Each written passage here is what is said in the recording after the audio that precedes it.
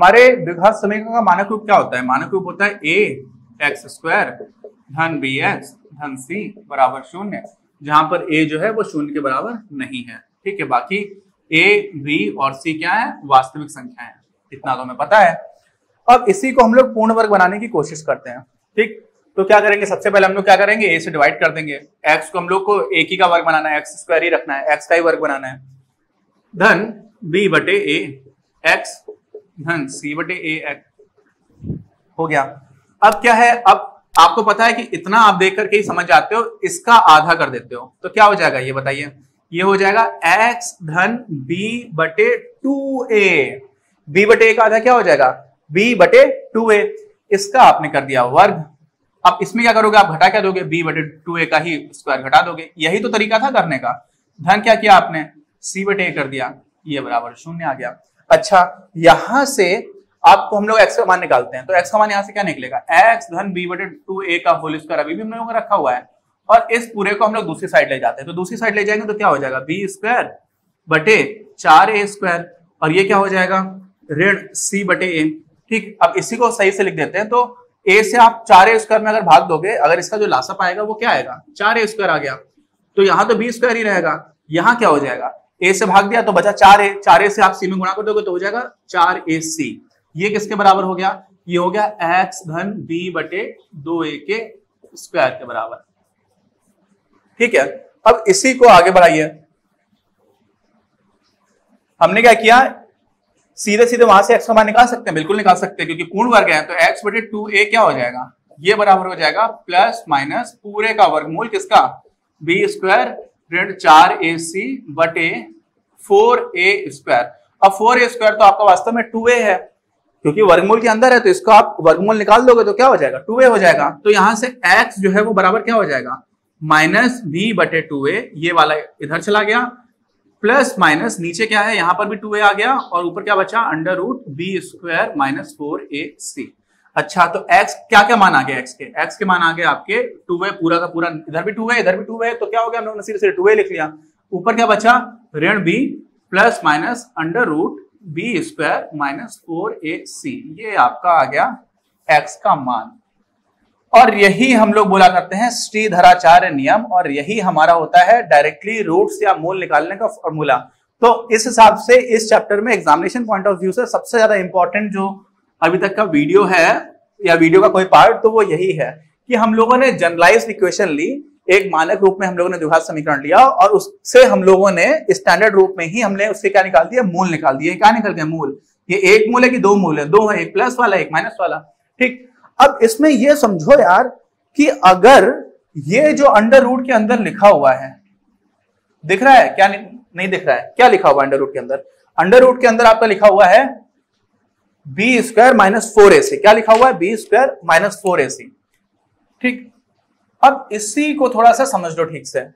अगर आपका b square minus 4ac, अभी हम लोगों ने जस्ट इससे पहले जो क्वेश्चन किया हुआ था ना, उसमें क्या आ रहा था हमारा? ऋण 71 बटे कुछ आ रहा था, कोई भी संख्या आती है तो ऋण 71 ऐसा करके अंडर रूट के अंदर आ रहा था, और हम लोग सोचा था कि कोई भी वास्तविक संख्या है उसका वर्ग आप करोगे तो वो तो कोई धनात्मक संख्या हो जाएगी, तो किसी ऋणात्मक संख्या का वर्गमूल आप कोई भी वास्तविक संख्या हो ही नहीं सकती है। और ये जो वास्तव में निकल करके आ रहा था ना, वो क्या है? वो यही हिस्सा है। क्या है? Under root b square minus 4ac। इसका मतलब इसमें सिर्फ और सिर्फ आप ये देखो, अंडर रूट हटा दो और सिर्फ b स्क्वायर माइनस 4ac देख लो। अगर b स्क्वायर माइनस 4ac ये बड़ा है 0 से, इसका मतलब क्या हुआ कि वर्गमूल के अंदर जो भी कुछ आ रहा है, देखिए यहां पर क्या आ रहा है? सिर्फ वर्गमूल के अंदर यही तो आ रहा है, बाकी सब तो पहले से minus b minus upon 2a, ये सब तो वास्तविक संख्याएं हैं। लेकिन b स्क्वायर माइनस 4ac अगर धनात्मक संख्या है, तो धनात्मक संख्या का वर्गमूल तो आप निकाल सकते हो, है ना? लेकिन अगर ये ऋणात्मक संख्या है तो उसका वर्गमूल कैसे निकालोगे? नहीं निकाला जा सकता। तो इसी से हम लोग समझ जाते हैं क्या? b स्क्वायर माइनस 4ac अगर 0 से बड़ा है तो हम लोग क्या बोल देते हैं कि इसके, अगर ये 0 से बड़ा है तो इसका मतलब वर्गमूल के अंदर कुछ आएगा, 0 तो आएगा नहीं। 0 से बड़ा है, मान लीजिए 1 है, तो अब वर्गमूल के अंदर 1 आ जाएगा, तो क्या हो जाएगा? आप एक बार 1 जोड़ रहे होगे, एक बार 1 घटा रहे होगे, फिर 2a से भाग दोगे, तो क्या हो जाएगा? यहां पर दो अलग अलग मूल आ जाएंगे, दो अलग अलग मूल। ठीक है, सिर्फ और सिर्फ b स्क्वायर माइनस 4ac देख करके आप बता लोगे। और अगर बी स्क्वायर माइनस 4ac 0 हो गया, तो अगर ये 0 है तो 0 का वर्गमूल क्या हो जाता है भाई, ये 0 है तो वर्गमूल आप इसका पूरा निकालोगे तो क्या हो जाएगा, 0 हो जाएगा। इसका मतलब आप किसी में 0 जोड़ रहे हो, किसी में 0 घटा रहे हो तो कोई फर्क ही नहीं पड़ेगा। तो हर बार आपको दोनों ही स्थितियों में दोनों मूल होंगे सेम मिल जाएंगे। तो यहां पर अगर ये 0 के बराबर है तो हम लोग क्या बोल देंगे इसको, दो समान मूल। क्या बोलेंगे, दो समान मूल आ गया, दो टू इक्वल रूट्स। और अगर बी स्क्वायर माइनस 4ac 0 से छोटा हो गया, मतलब ऋणात्मक हो गया भाई साहब, तब तो इसके क्या हो जाएंगे, वास्तविक मूल हम निकाल ही नहीं पाएंगे। क्यों? क्योंकि हम तो दिख रहा है भाई, अगर ये ऋणात्मक संख्या है और किसी भी ऋणात्मक संख्या, यहां पर ऋणात्मक संख्या लिखी हुई है, तो आप इसका वर्गमूल निकाल ही नहीं पाओगे, क्योंकि हर संख्या का वर्ग करोगे, कोई भी चाहे धनात्मक हो चाहे ऋणात्मक हो, तो वो एक धनात्मक संख्या हो जाती है। तो यहां पर इसके रियल रूट्स, वास्तविक रूट नहीं मिलेंगे फिर, है ना। तो हम क्या लिख देंगे इसमें, कोई वास्तविक रूट नहीं, कोई वास्तविक मूल नहीं। आगे बात समझ में?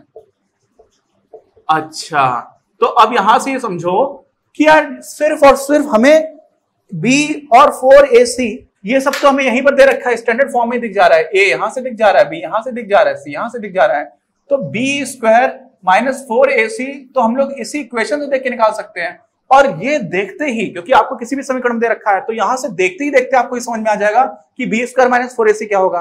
और b स्क्वायर 4ac आपको एक बार पता चल गया कि शून्य से बड़ा है या शून्य से छोटा है, तो आप ये बता लोगे कि इसके दो अलग अलग रूट्स होंगे, या इसका एक ही जैसे रूट होंगे, या एक समान रूट होंगे, या फिर कोई भी रूट नहीं होगा, कोई भी वास्तविक रूट नहीं होगा, ये बता लोगे। तो ये क्या हो गया, ये हमें बता दे रहा है, पूरी जानकारी दे रहा है, इसलिए इसको हम लोग बोलते क्या है, डिस्क्रिमिनेंट। क्या बोलते हैं, डिस्क्रिमिनेंट, ठीक है। और इसको हिंदी में क्या बोलते हैं, इसको हिंदी में बोलते हैं विविक्तर। क्या बोलते हैं, विविक्तर।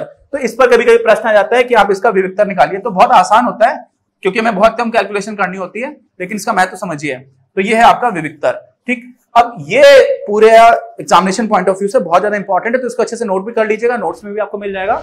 अभी तक हम लोग देख चुके हैं कि अगर हमारा एक मानक रूप में द्विघात समीकरण दे रखा है, तो इसके हल क्या होंगे, minus B plus minus under root B square minus 4ac upon 2a, ऋण b धन ऋण वर्गमूल के अंदर b स्क्वायर ऋण 4ac बटे 2a। ये हमारा क्या हो जाता है, सीधा सीधा सूत्र आ जाता है, और इसको हम लोग लिख सकते हैं द्विघात सूत्र। क्या लिख सकते हैं, द्विघात सूत्र। हमारे एक बहुत महान गणितज्ञ थे श्रीधराचार्य जी, जिन्होंने 1100 शताब्दी के 12वीं शताब्दी में ये निकाल दिया था, इसका मान निकाल दिया था। और इसको हम लोग बहुत अच्छे से सीधे सीधे क्या कर सकते हैं, किसी भी इक्वेशन के रूट्स आराम से निकाल सकते हैं। और इसमें हम लोगों ने ये भी बात कर ली थी कि बी स्क्वायर माइनस 4ac देकर के आप बता दोगे कि इसके जो रूट्स हैं, अगर ये शून्य से बड़ा है तो दो अलग अलग रूट्स होंगे। ये 0 के बराबर है तो क्या हो जाएगा, दो समान रूट्स हो जाएंगे। और अगर ये शून्य से छोटा है तो क्या हो जाएगा, कोई वास्तविक हल नहीं आएगा, ठीक। ये भी हम लोगों ने देख लिया।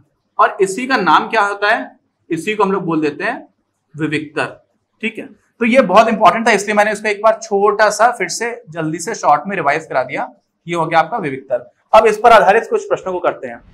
अब एक प्रश्न आता है कि दो क्रमागत विषम पूर्णांक ज्ञात करिए जिनके वर्गों का योग 290 है। कितना है, 290। और किसकी बात हो रही है, विषम पूर्णांकों की। तो विषम पूर्णांक क्या होते हैं, 1 है, 3 है, 5 है, 7 है, 9 है, ऐसे करके दो दो के गैप में आप चलते चले आइए, जिनमें 2 से पूर्णतः भाग नहीं जाता, हमें पता है। तो अगर हम एक पूर्णांक को x मान लें तो दूसरा पूर्णांक हमारा x प्लस 1 होगा। क्या, x प्लस 1 नहीं होगा। यही सबसे इंपॉर्टेंट बात है इसमें। क्या होगा, x धन 2 होगा। क्यों, क्योंकि 2 का अंतर है। तो अगर आपका एक x है तो दूसरा क्या हो जाएगा, x धन 2 हो जाएगा। अच्छा, अब कहानी बहुत आसान हो गई। बोल दिया गया कि पहला पूर्णांक और दूसरा पूर्णांक जो है उन दोनों के वर्गों का योग। तो दूसरे का वर्ग ये हो जाएगा, पहले का वर्ग आपका ये हो जाएगा। ये कितना है, 290 है। बोला गया ऐसे विषम पूर्णांक बता दीजिए, इतना आसान है। अब क्या करेंगे, धनात्मक विषम पूर्णांकों की बात है, कोई बात नहीं। एक्स स्क्वायर धन, इसको खोल दिया, एक्स स्क्वायर धन 2x गुणे 2 धन 2 दूनी 4, तो 2 का square. X square A square plus 2ab plus B square, ये कर दिया। ये तो कक्षा 8 में पढ़िए ना सर्वसम का, x यानी a प्लस बी का होल स्क्वायर या x प्लस वाई का होल स्क्वायर। यार ये यूज किया है, आपको पता ही होगा, वैसे मैं बता दे रहा हूँ, कुछ लोग परेशान हो जाओगे। X square plus 2xy plus Y square, बस ये यूज किया यहाँ पर। तो ये पूरा खोल दिया हम लोगों ने। अब क्या हो गया, अब हमारे पास आ गया एक्स स्क्वायर और एक्स स्क्वायर 2 है तो 2x स्क्वायर हो गया, धन 2 दूनी 4x हो गया, ठीक है। और धन ये कितना है 4 है, और इसमें से आप इसको इधर ले आओगे तो क्या हो जाएगा, ऋण 290 हो जाएगा, और ये बराबर हो जाएगा 0 के। तो ये क्या हो जाएगा 2x स्क्वायर धन 4x ऋण 286 बराबर 0। यहाँ पे आप 2 से भाग दे दोगे तो क्या हो जाएगा x स्क्वायर धन 2x ऋण 143 बराबर 0। अच्छा, अब यहां से हम लगा देते हैं श्रीधराचार्य नियम। तो x बराबर सीधा सीधा लिखो माइनस बी, b क्या है 2, तो माइनस बी क्या हो जाएगा ऋण 2 plus minus under root B square, B square क्या हो जाएगा 2 दूनी 4 ऋण 4a, a कितना है 4 इंटू a कितना है a मतलब एक्स स्क्वायर का गुणांक, और एक्स स्क्वायर का गुणांक क्या है यहाँ पर 1 है, तो 4 इंटू 1 इंटू c कितना है 143, 143 नहीं है c है ऋण 143, तो ऋण 143 और बटे क्या हो जाता है 2a, 2 इंटू a कितना है फिर से एक ही है, ठीक। इसका मतलब क्या हो गया, अब ऋण है और ये ऋण है, तो ये ऋण और ऋण कर करके क्या हो जाएगा यहाँ पर धन आ जाएगा। तो 4 से आप 143 में गुणा करेंगे तो कितना हो जाएगा 4 3 12 के 2 हासिल लगी 1, 4 को 16 17 के साथ हासिल लगी 1, 4 एकम 4 और 1 5, और इसमें आप क्या करोगे 4 को जोड़ दोगे तो हो जाएगा 576, ठीक। अब 576 है तो 576 क्या है, वास्तव में 24 का वर्ग है, 24 गुणे 24 करोगे आप तो आपको मिल जाएगा 576, ठीक। तो ये क्या हो गया, ये जो भी लिखा हुआ है इसको आप ऐसे लिख सकते हो ऋण 2 धन ऋण 576, ये अंदर वाला पूरा हल होगा कि 576 आ गया, हम लोगों ने यहाँ पर देखा ही है। अब इस बटे 2 इसी को आप लिख सकते हो ऋण 2 प्लस माइनस 24, क्यों, क्योंकि 576 का वर्गमूल कितना होता है 24, 24 लिख दिया बटे 2। अच्छा, अब इसका मतलब क्या हुआ कि एक बार आप x में इसको जोड़ दोगे तो एक बार ऋण 2 में आप 24 जोड़ोगे तो क्या मिलेगा ऋण 2 धन 24 बटे 2, इसका मतलब 22 बटे 2 मतलब 11, तो एक तो आपको उत्तर मिल गया 11। दूसरी बार आप क्या करोगे x बराबर इस बार घटा देते हैं तो ऋण 2 ऋण 24 बटे 2 मतलब ऋण 26 बटे 2 मतलब ऋण 13, तो ये दूसरा उत्तर मिल गया। और हमें दिया क्या गया था प्रश्न में, ये तो हम लोगों ने फिर से वही समझिए कि प्रश्न में हमें नहीं बोला गया कि आप समीकरण बनाओ द्विघात समीकरण बनाओ, प्रश्न तो हमें प्रश्न दे रखा है कि भाई 2 विषम पूर्णांक है, धनात्मक विषम पूर्णांक है, जिनका वर्ग कर दोगे तो 290 मिल रहा है। तो यहां से हमें समझ में आ जाएगा कि यार धनात्मक पूर्णांक की बात की गई तो एक बार हमें 11 मिल रहा है, एक बार हमें ऋण 13 मिल रहा है, तो इसका मतलब हमारा जो उत्तर है वो हो जाएगा 11 और 13, ठीक। अच्छा, मान लीजिए अगर हम ऋण 13 उत्तर लेते तो दूसरा क्या हो जाता, ऋण 15 होता क्या, नहीं, क्योंकि ऋण 13 हमारा x निकला है ऋण 13, तो अगर x हमारा ऋण 13 निकला है तो x धन 2 क्या हो जाता ऋण 11। और फिर से बात समझ जाइए कि ऋण 13 और ऋण 11 का आप स्क्वायर निकालेंगे ना तो वो 11 और 13 के स्क्वायर के बराबर होगा, क्यों, क्योंकि ऋण 13 का वर्ग और 13 का वर्ग एक ही होगा, ऋण ऋण होकर के फिर से धन हो जाता है। तो ये हमारे इस प्रश्न का उत्तर नहीं है, लेकिन आप ये समझिए यहाँ पर ऋण 11 मिलेगी दूसरी संख्या, है ना, क्योंकि ऋण 11 बड़ा है ऋण 13 छोटा है, ठीक। तो ये एक अलग की बात हो गई, यहाँ पे आप समझ जाइए कि हमारा उत्तर 11 हो जाएगा x और x प्लस 2 यानी कि 13, तो ये हमारा प्रश्न हो गया। इसको हमने कैसे हल किया, इसको हमने सीधे तौर पर जो हमारा द्विघात सूत्र आ गया था ना उससे हल किया है। तो यहाँ से आपको समझ आ रहा होगा कितना आसानी से सीधे सीधे हम लोगों को आंसर मिल जाता है। यहाँ पर हमें ना मध्य पद को तोड़ना है, ना हमें पूर्ण वर्ग बनाने की टेंशन है। वास्तव में ये फॉर्मूला ही हमें पूर्ण वर्ग बनाने के बाद ही मिला है, लेकिन हमें अलग से वो सब करने की जरूरत नहीं है, ठीक है। अब आ जाते हैं एक और उदाहरण पर। ये उदाहरण थोड़ा सा इंटरेस्टिंग है, इसमें समझना आपको जरूरी है। हमें दिया क्या जा रहा है कि एक आयत की बात की जा रही है। क्या बात की जा रही है, एक आयत की। तो हम लोग आयत कैसे बनाते हैं, ऐसे बना दिया मान लीजिए, ठीक है। अब अच्छा नहीं बनाया, इस पर आप हंस सकते हैं थोड़ी देर। आयत में क्या दिया गया है कि आयत की जो चौड़ाई है, ठीक है, वो एक समद्विबाहु त्रिभुज का आधार है। तो समद्विबाहु त्रिभुज क्या होता है, एक ऐसा त्रिभुज जिसकी दो भुजाएं बराबर हो। तो हमने मान लिया ये भुजा और ये भुजा बराबर है और ये हमारा आधार है, ठीक। बोला ही जब आधार बोला जा रहा है इसका मतलब है कि आधार ही बराबर नहीं होगा, बाकी दोनों भुजाएं बराबर हो जाएंगी। तो ये हमारी हो गई आयत की चौड़ाई, और साथ में क्या है, यही जो है वो हमारे समद्विबाहु त्रिभुज का क्या है, आधार है। बोला गया कि इसकी जो हाइट है वो है 12 मीटर की, ठीक। अच्छा, अब क्या दिया हुआ है, अब ये दिया हुआ है कि इसका जो आधार है वो 3 मीटर छोटा है, या चौड़ाई जो है 3 मीटर कम है किससे, लंबाई से। तो अगर हम इसके आधार को x मान लें, यानी कि चौड़ाई को x मान लें, तो लंबाई से चौड़ाई जो है वो 3 मीटर कम है, तो लंबाई क्या हो जाएगी, लंबाई हो जाएगी आपकी x धन 3 मीटर, ठीक है। ये हमारी लंबाई हो गई। और साथ में एक और चीज दे रखी है यार, कि जो भी हमारा समद्विबाहु त्रिभुज का क्षेत्रफल है, कितना समद्विबाहु त्रिभुज का क्षेत्रफल है, उसमें आप 4 वर्ग मीटर जोड़ दोगे तो आपको मिलेगा आयत का क्षेत्रफल।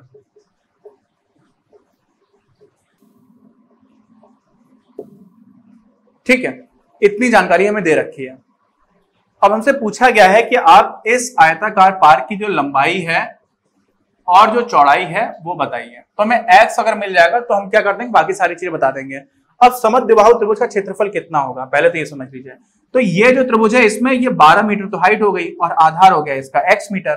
ठीक है, तो इसका क्षेत्रफल क्या होगा, 1/2 गुणे आधार यानी कि x गुणे लंब, लंब यानी कि ऊंचाई यहाँ पर, तो जो लंब है वो कितना है, 12 मीटर का है, तो ये मीटर स्क्वायर हो गया, क्षेत्रफल है।